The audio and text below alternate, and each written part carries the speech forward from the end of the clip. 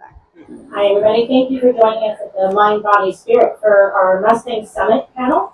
We're joined by Denise and Jim Wilson with Freedom Equine Connection, Randy Helm, Helm Horsemanship. Lisa Dierson will be on here shortly. And we're going to talk about Mustangs and mental health, veterans and first responders. Little bio information, the Mustang Summit is dedicated to inspiring the adoption of American Mustangs through education and connection. Its mission is to raise public awareness about these beautiful horses and help place them in loving forever homes. The California Mustang Summit will feature colt starting and adoptions. Thank you everybody for joining us. My name is Denise Wilson. I am the founder and president of Freedom Equine Connection. We're in Dixon, California, so we're not too far from here.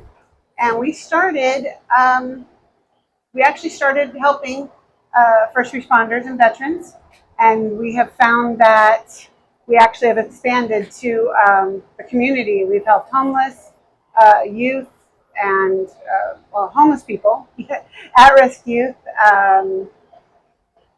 first responders and veterans and families. And it's a joy to be here. Well, why don't you go ahead? My name is Jim Wilson. I fill the role of the head clinician for Freedom Equine, so I do all the mental health side. It's all ground-based work, and I've been involved with the first responder military world since I was 18 years old, so about 31 or 41 years now. So between military, going into law enforcement, and now into the mental health community, they're my people. So I do a lot of work with them. I'm a trauma specialist and working with the equine, helping them process all their traumas and post-traumatic injuries. It's been an amazing experience. Yes, well, I'm Randy Helm. It's real similar. I went into the Air Force during Vietnam, so I didn't have much of a choice. I was going to go somewhere, and so I enlisted in the Air Force. Then got out in 1976, and in 1977 I went to work for Arlington Police Department in Texas, and so from there, been raised on a ranch, so I've been training horses pretty much all my life, and got back into horses.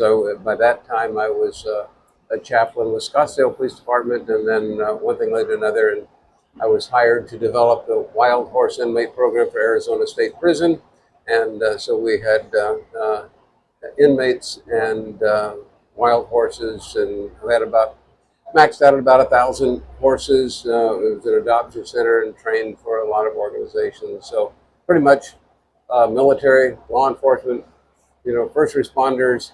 Equine therapy was my therapy without me knowing it initially. So I really appreciate Jim and Denise's story and kind of where they come from in working with people. The people side of horses really is much of what we do. It's obviously the horse training part, but it's the people connection side. So I'm looking forward to hearing some of the things that you guys are doing. Thank you.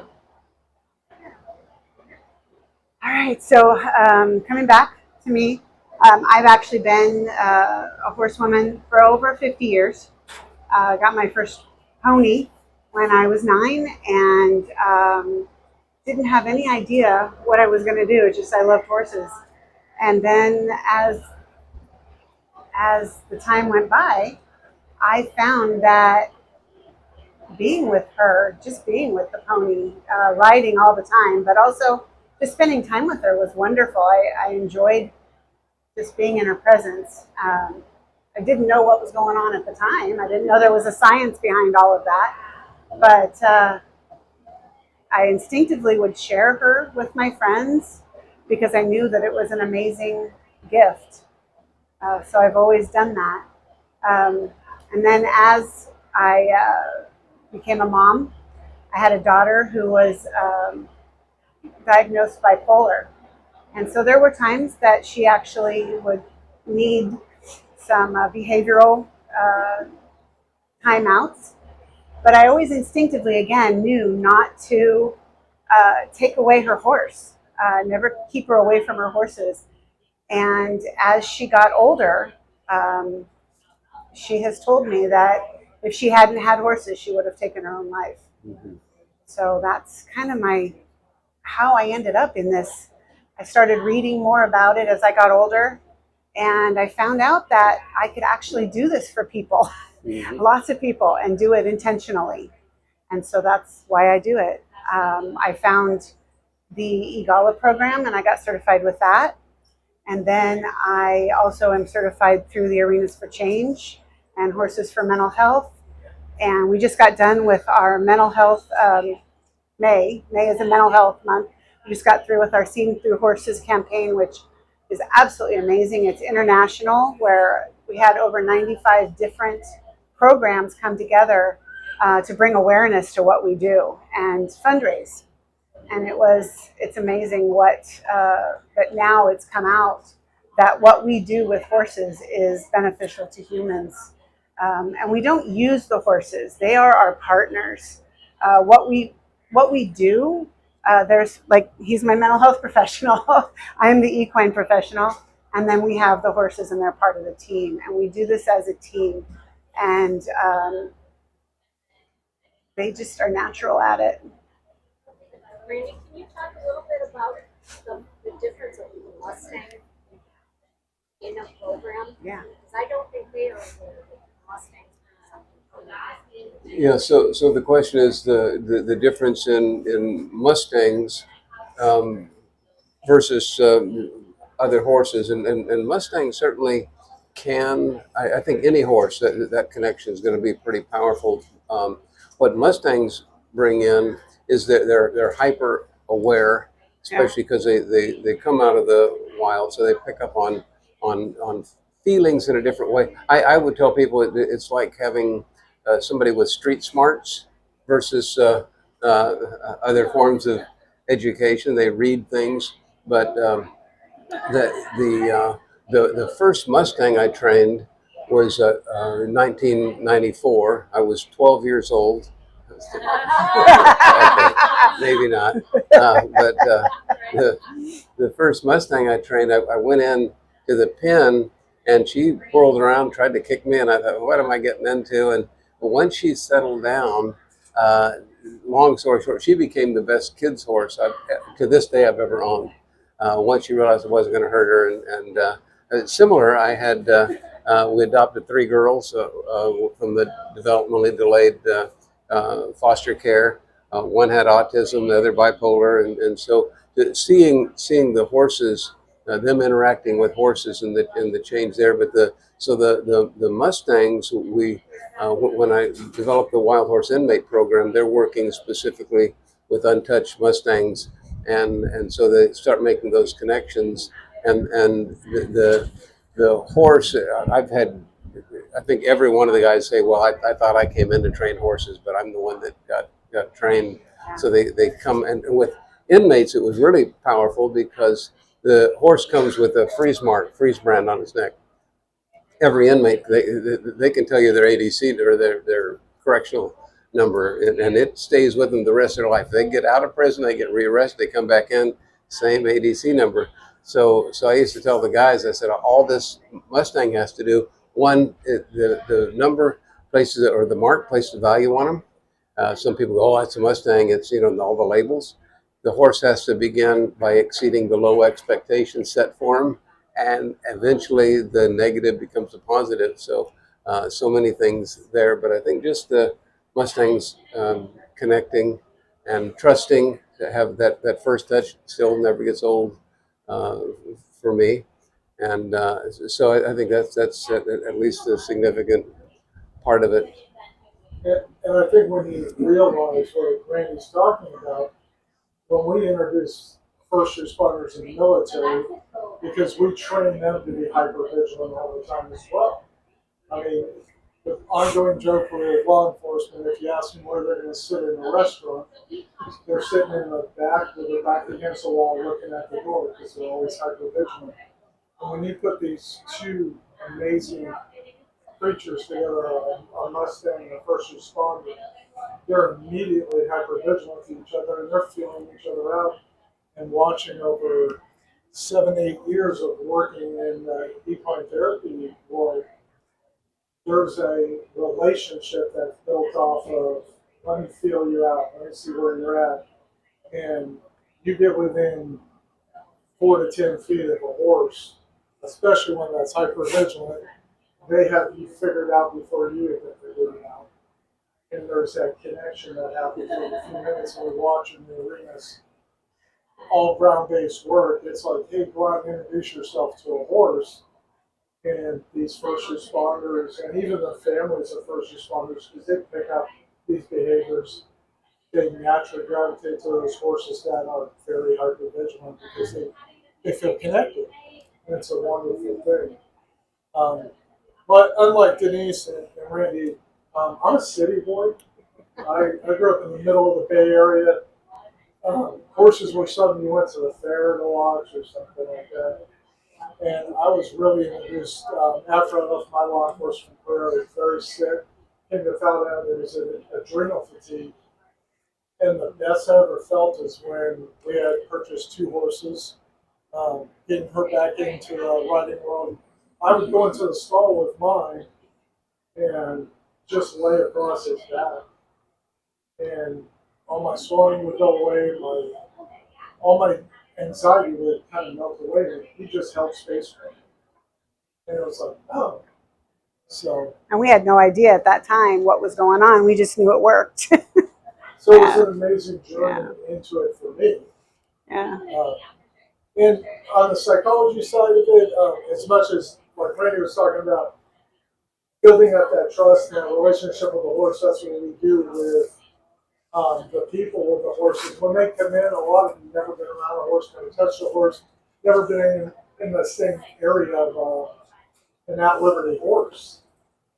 So when you think of the psychology behind it, the anxiety levels go up because you bring first responders in the military and you strip all of the things that they think protects them.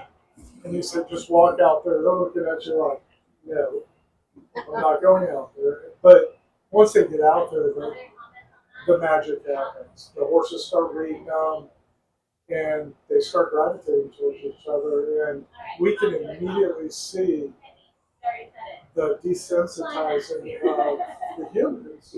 Whether the fear goes away, the apprehension goes away. You know, like, okay, what am I supposed to do? Well, I just spend time with them.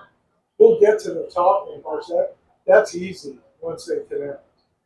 And there's a biology and physiology that go on with being around horses that a lot of people just don't know. You get that heart coherence where we slow down around horses. And it's just a wonderful thing to watch. Yeah, and if along those lines, I remember I got a call from a clinical psychologist, and he had 2 horses. He had an Arab, and the horse went over backwards with him, and just asked me if I would come and train his horse. So I started working with the Arab, and probably a few months later, he called and said, I'm getting too old, and he said, I'm nervous. He said, I don't think I'll ride anymore.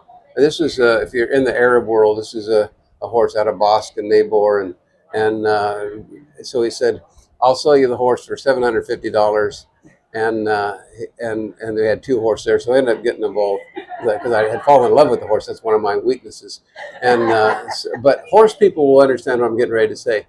He said, I would like for you to leave the horses here as long as you can, because he said, I'll have a very tough day as a psychologist. He said, you're dealing with all these problems, and he said, I carry a lot of that home. He said, I go out and I feed, and sometimes I just sit and listen to the horses chew. He said, it's amazing what that does. And as soon as he said that, I thought, I know exactly what you're talking. Even on that level where he's not touching, he's just feeding and just listening to him chew. And there is something healing and therapeutic about that, where stuff just melts away, like you were saying. Absolutely. There's a research. There's research by Heart Math Institute that has actually for horses and the humans. And if I get the numbers right, if I get them wrong, forgive me. But it's about, we all have an electromagnetic field around us. Anything with a heartbeat has an electromagnetic field.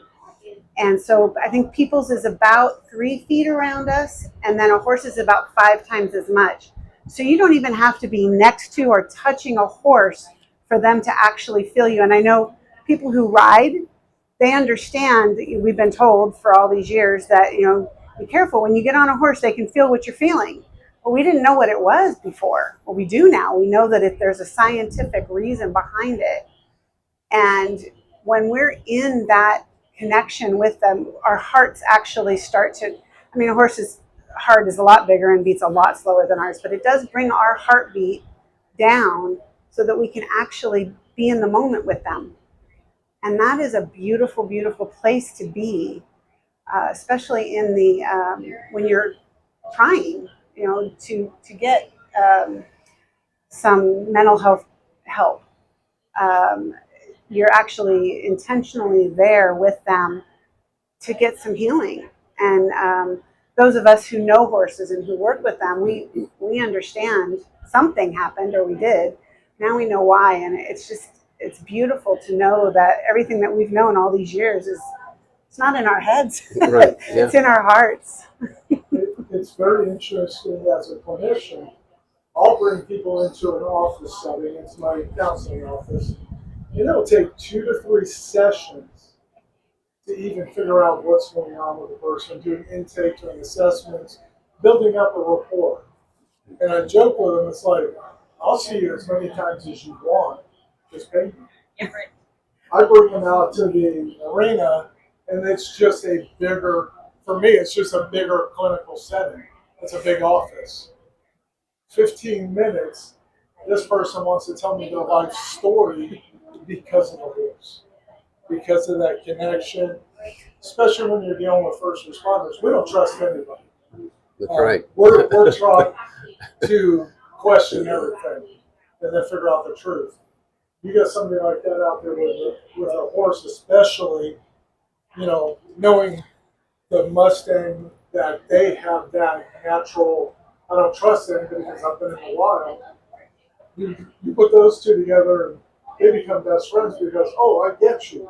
And the horse is like, I get you too. You don't trust me, I don't trust you. Automatic friendship, that trust. And all of a sudden they're telling us their life story. And I'm like, well, that was easy. And I joke all the time. It's like, I wish I could bring a horse into my clinical office. A little small for them, but it's amazing. So most of my clinical patients, I will refer them out to the equine sessions just to get that balance, just to get that started and talk. It's a lot easier.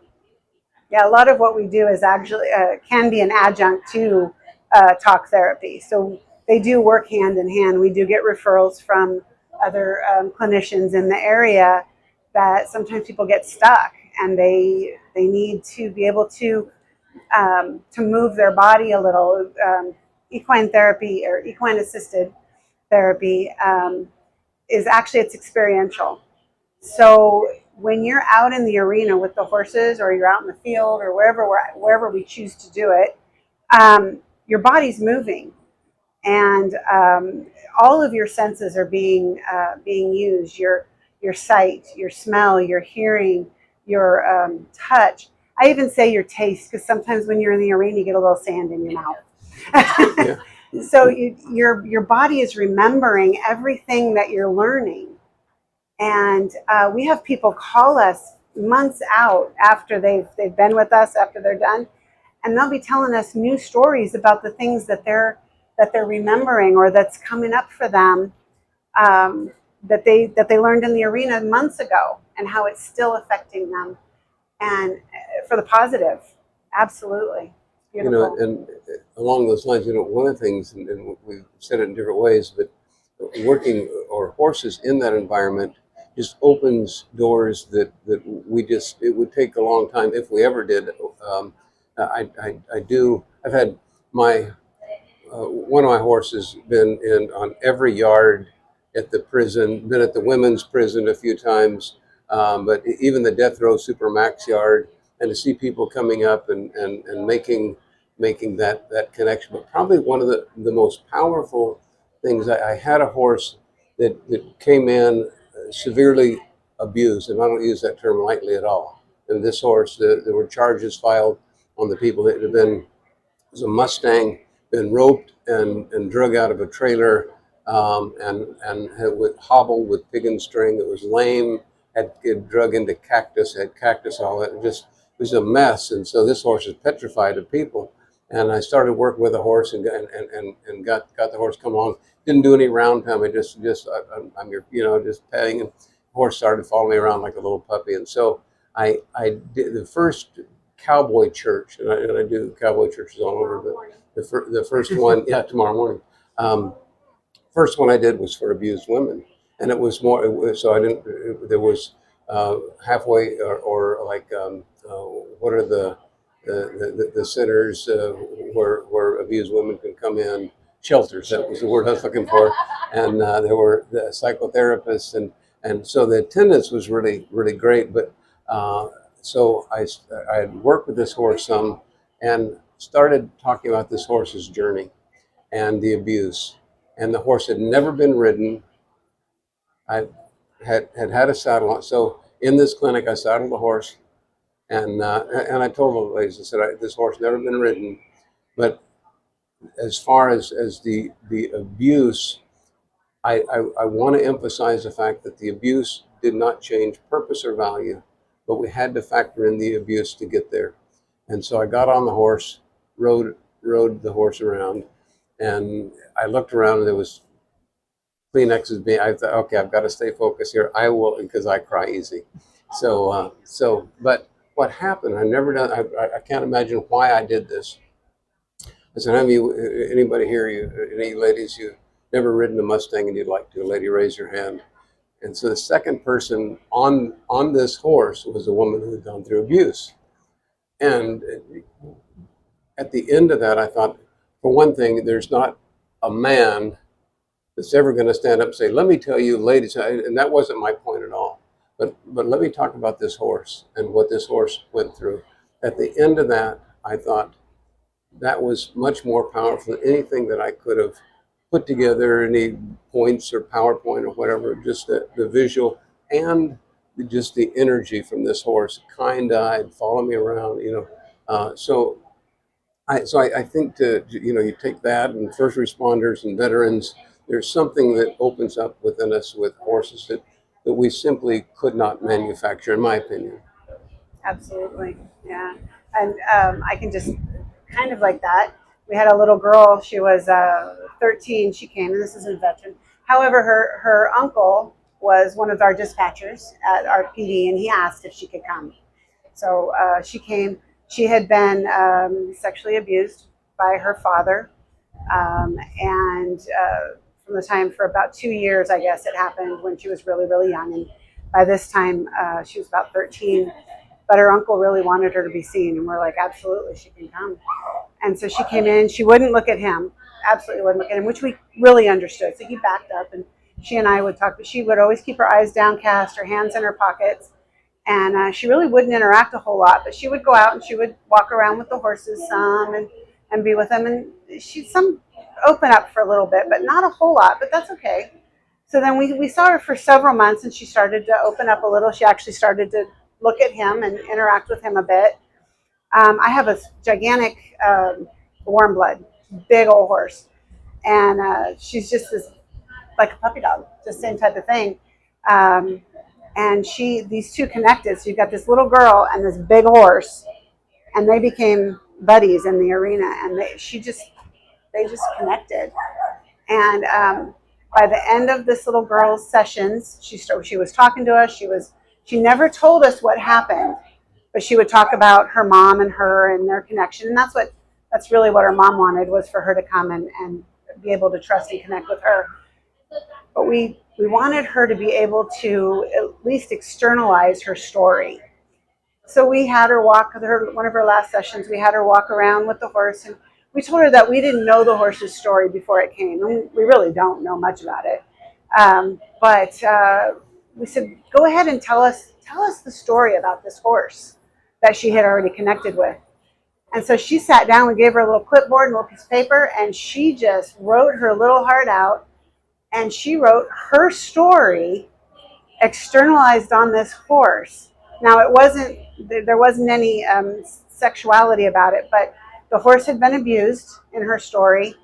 Her and her mom had gotten the bad man who hurt the horse in jail, and then the horse came to be with us, and she actually named us, these two nice people that do. The story was so beautiful. I want to cry right now. Yes, yeah. And when she wrote it, we went ahead and we took a copy of it, and we made a little book for her and gave it to her. So this is your story, little one. And I still cry when I think about that. There's many times that I'll have tears in my eyes just watching things happen in front of my eyes. It was so powerful when we gave her the book because we gave her power over her story. Yeah. And our admin was actually a really good illustrator, and we didn't know that. And she actually illustrated the book, put it together for us. So it actually was this little published book for her. And we've gotten regular updates that she's doing fantastic, doing great in school now. But it's just the power of that connection with horses that people don't realize that it can go so far back into our past that things that we try to put away as first responders, we compartmentalize, we put it away. I'll deal with that later. I'll deal with that later. But you're going to later, whether it's good or bad, it's going to come out. We find the sooner we get them in with the equine, the safer they feel. They can process it quicker, and then you don't have to carry it. And like Denise said when we introduced, we've worked with retired veterans active, law enforcement, fire, little kids. We just finished an entire session with the American or Indian Health Services, and they have a residential treatment center for juveniles in our area, and they would bring them out to us once a week. And these are kids that were sent by their tribes to this center to break addictions and this past hurts. And the last two we worked with, two 17-year-old boys, tattooed, rough guys when they came in. And when these two left, we gave them a certificate saying they completed the equine sessions, both of them were in tears. And the clinician over them, she's just shaking her head saying she's never seen them like that.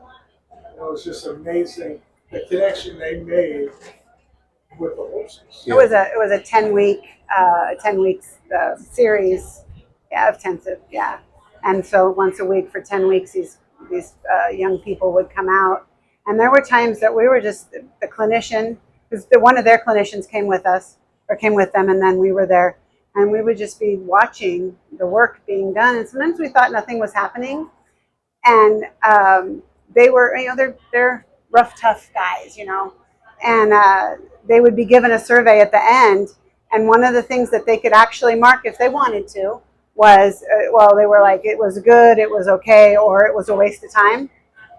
A waste of time was never clicked or never marked on it. And these are kids that they could have written that, but they didn't. They were honest. And that was, horses invite us to be real, present, and honest. And that's proof. You've got these kids that they didn't have to be honest. And they were. And you mentioned just the studies on horses and their empathy. I work with veterans with PTSD, and we'll do a veterans intensive where we have them for a solid week. We had went down. We had the Mustangs. So these are untouched horses. We get them working and pair them up with a veteran. And one of the guys, I'd read their information. I knew he was Iraq had a Purple Heart, and he was really shut down. I noticed it early on. I thought he just wasn't opening up at all. To get this horse coming around, and I do as soon as it's like spot training. When the horse would get close to him, I take the pressure off. After a while, the horse is closer and closer. So this horse is standing right in front of him. He's in the middle of the round pen, and I said, I want you to just to drop down on one knee. And he's got this horse standing there. And he drops down on one knee, looked back at me, and so he looks back. This horse stood there, and okay. Here we go.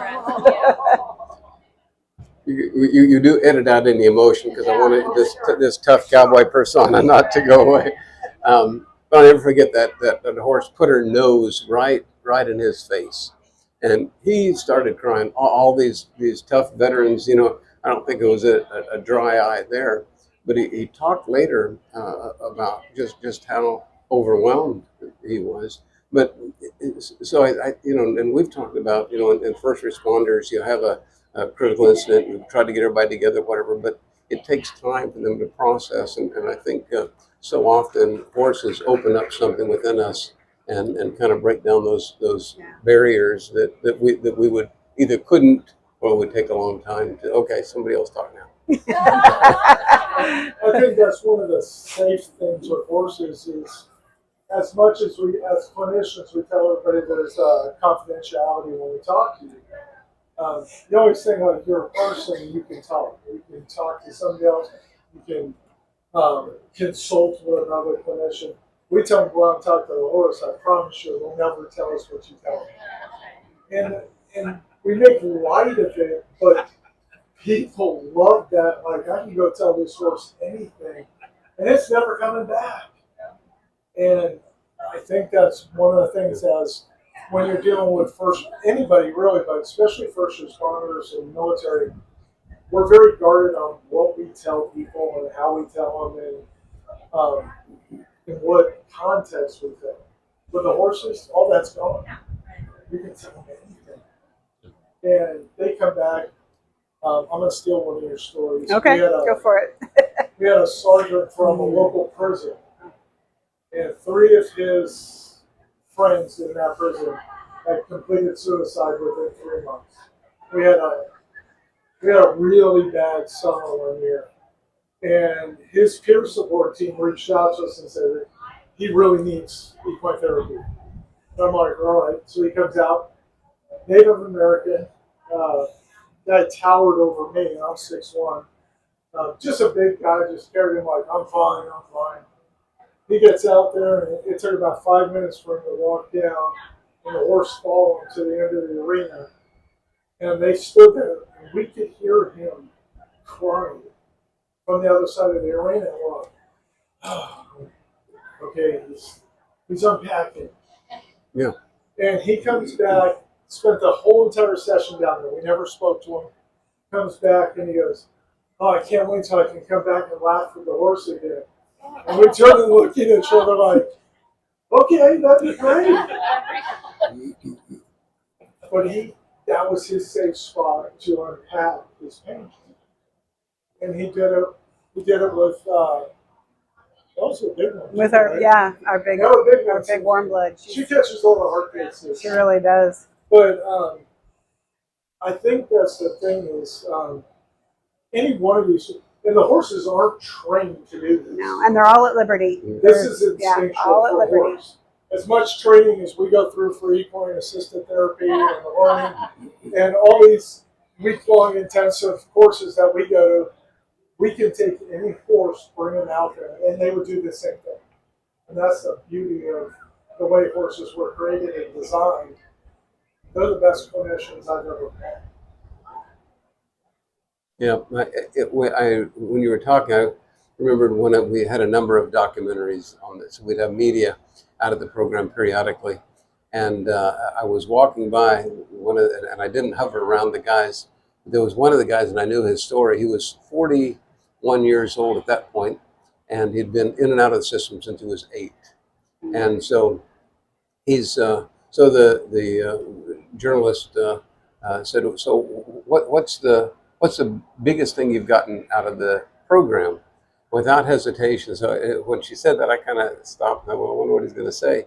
He said, "I never knew how to love." Mm. I thought that was, and this guy had scars. He'd just been, and then to open up. He knows this is going to be shown. He said, "I was sexually abused when I first came into the system." He said, I just never knew how to love until I started working with a horse." And I'll never forget that moment. I thought, that one person is worth the whole thing. But it's amazing. He had never. I don't think he ever would have just sat down and said, "Mr. Helm, I need to tell you about my history." So just fascinating to me. Boy, isn't that true? We'll say that, we'll look at each other after a session and we'll just say, this is why we do what we do. Yeah. This is it. 'Cause we'll just watch the magic happen in front of us. The Scene Through Horses campaign films. Yeah, the Scene Through Horses campaign films they show, oh gosh, there was a veteran one.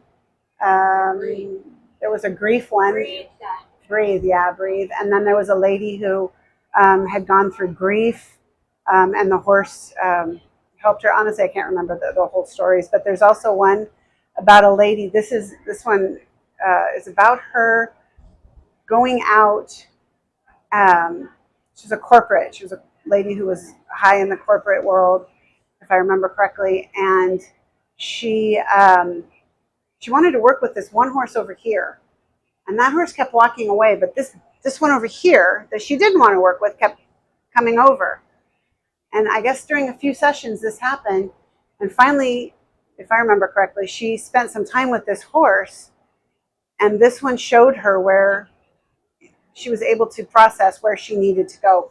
Over here was not where she needed to go. It was over here, I can't remember the whole story, but that's how it happens all the time. We have people come out and say, I'm going to work on this. And then as soon as they get in the arena with the horses, something else happens and the magic just becomes part of their life and it changes their trajectory a lot of times. Yes, that is. It's amazing how horses will make choices like that, and I would think 99% of the time it's positive. I mentioned I've had my horse in the prison yards, and people come up and pet the horse, and there was one time out of the years I had him in and out of prison, this guy walked up and my horse would not let that guy touch him. I mean, wouldn't. He sidestepped towards me, got anxious, whirled around, came closer. The guy tried to touch him again, and I said, let's not do that. He's not comfortable or whatever. But I remember thinking, I don't even want to know what this guy did. But the horse picked on something, and then after that, other people come up. So it was just it's very interesting. But horses typically are just very empathetic and kind of a strange way. I'm not saying they have this psychic sense as much as they're very sensing. Have any of you ever tried to stop multitasking? Oh, you're going to tell my story. I'm going to. He's going to tell my story. I was asked to attend It was an arch training.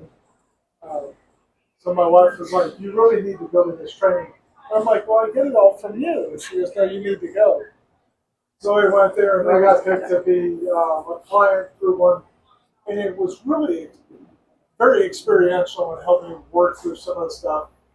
And my wife is a everything administrative assistant for a high-level person in the hospital system. She runs the nonprofit. She's helping me with mine, and she's always multitasking. So we went out to this pasture, and they had 5 minis out there, and one of them just happened to be a mini donkey.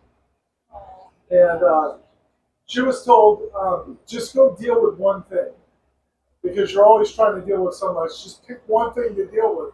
And she sees these 4 horses way out there, and she goes, I'm going to go get them. And the donkey stood in front of the gate. City boy. I don't know that you're only supposed to move gates inward going into a patch. So she's sitting there, and she's like, trying to open the gate, and this donkey's like, nope, you're going to deal with me. And he just stood there and stood there and stood there. And she started getting frustrated. I'm like, just open the gate then. She goes, you can't. You're not supposed to. And I'm like, well, you're not getting in there because he ain't moving. And finally she broke down and she goes, I got to start dealing with the stuff that's right in front of me. I mean, we kind of talked about this before. We were sitting there introducing ourselves to each other. He goes, isn't it great how horses will make us deal with right now? Not yesterday, not tomorrow, but what are we doing right now? And that little donkey was like right now. Yeah. And I think it was such a positive lesson for us that we don't train these amazing creatures. We don't. We're so excited about getting involved with the Mustangs because we have such a passion for first responders. Like I said, I've been involved with the world since I was 17, 18 years old. Denise's dad, uncle, aunts, me, we were all in the first responder world. So she knows it inside and out.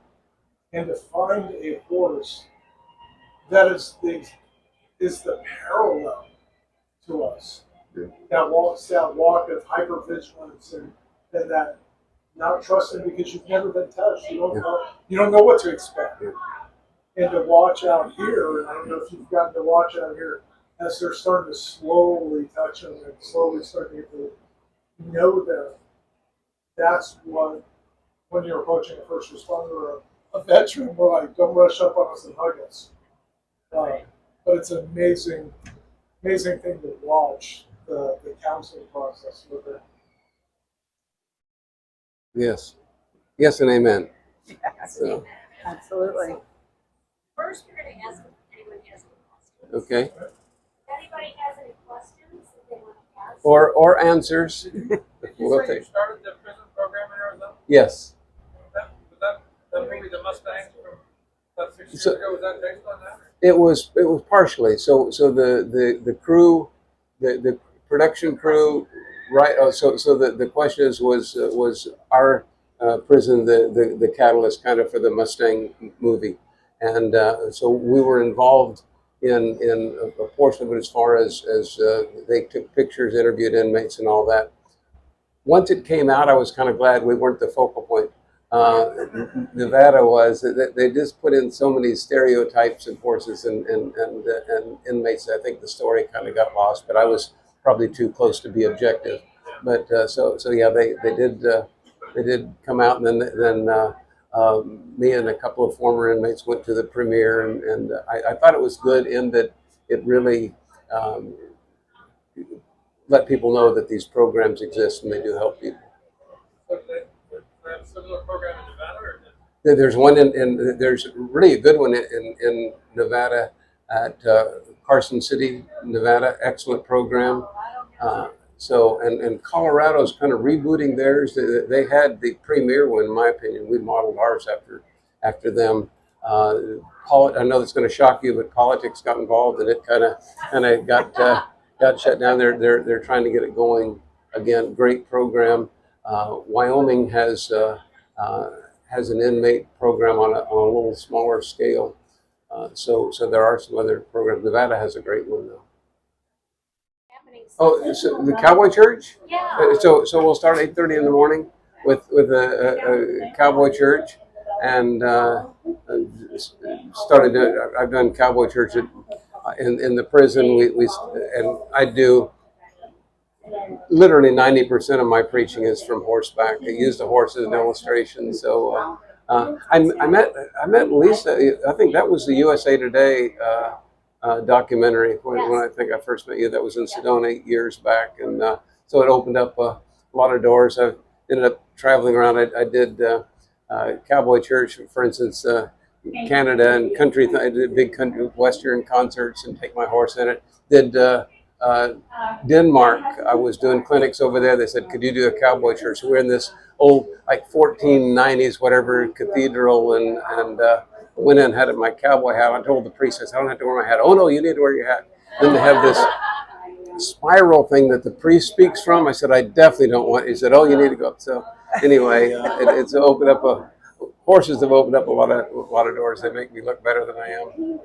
If they can see you tomorrow, come to join us. So yes, you're more than welcome, invited to join us at 8:30 in the morning, and to just attract more people. I'm not going to sing. And then we'll have clinics and everything after the Cowboy Church down in Arena 8.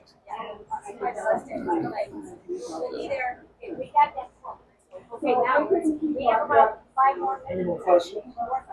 Any more questions? So where is your, now what, is your ministry in California, or your practice in California around here someplace, or where is it?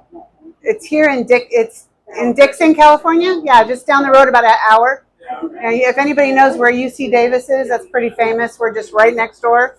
We're about 10 minutes from the campus, actually. So,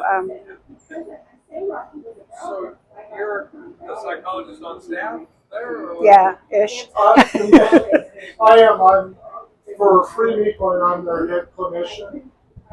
So every once in a while we'll recruit other clinicians for us because it's good for them to learn how to stand next to a horse and not be afraid like I was for years. And what size, I mean, how many people are going through there on an annual basis? So on an annual basis, the question is how many people Or whatever come you through? Whatever you want to say. We see.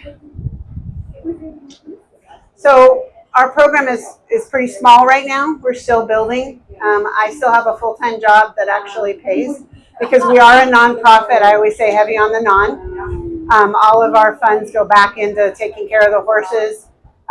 We give scholarships. We try not to charge people, but of course horses are very expensive, as anybody around here knows. So we do a lot of grants, a lot of fundraising. But we don't take a salary.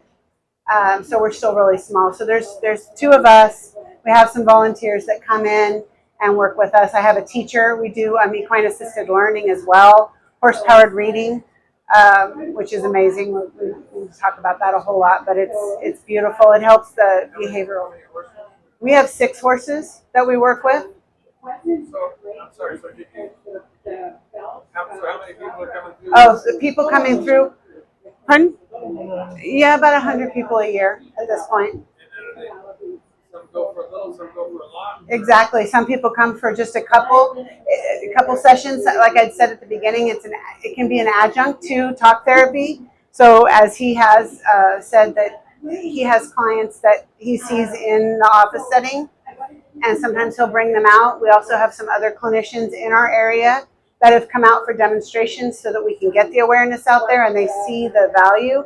And so they'll refer to us and have their clients come out if they get stuck or need to work on something. They'll come and see us, and then they'll go back to them for more sessions with the clinician. And sometimes they'll come in. Sometimes the clinician will come out with us with their client.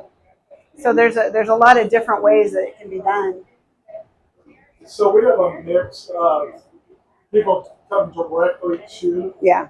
the program where they haven't gone to talk therapy connected to us. So they'll come directly in. We'll start from intake Yeah. to process, and sometimes we refer them to finish up with an in-office therapist. Sometimes 1 or 2 sessions, and they're like, "Oh my gosh, breakthrough!" And they're just smiling and happy. So yeah, there's probably a little over 100, depending on. We just finished up a huge session within Indian Health Services national program that brought in several youth to us. So depends how they come in. All right. Any other questions? So like, for example, like if it comes to Indian Health Service, are they paying? Are they paying? Yes, they are paying. Their sessions are paid for, so that does help with the cost. But again, we're still not. It goes directly to the program. It doesn't come to us at all. So what we like about that is, especially the federal government, you know how those contracts work.